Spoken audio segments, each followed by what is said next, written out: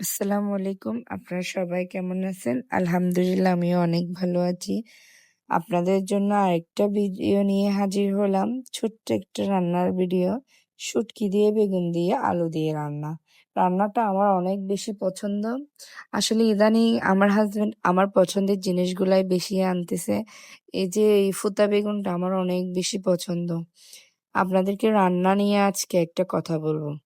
আপনারা কি কখনো ভেবে দেখেছেন একটা মেয়ে রান্নাঘরে দাঁড়িয়ে তার কত স্বপ্ন বিসর্জন দিয়েছে, তার কত আকাঙ্ক্ষা বিসর্জন দিয়েছে?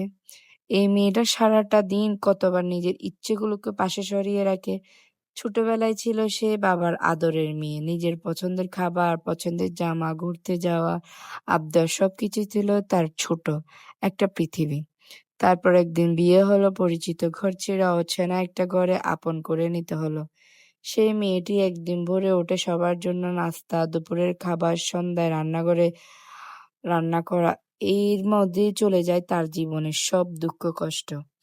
মেয়েরা সত্যিই অদ্ভুত, নিজের কষ্ট পেলেও হাসতে পারে, নিজের মন খারাপ লুকিয়ে সবার মন ভালো রাখতে পারে, নিজের পছন্দ ভুলে গিয়ে পরিবারের পছন্দকে আপন করে নিতে পারে।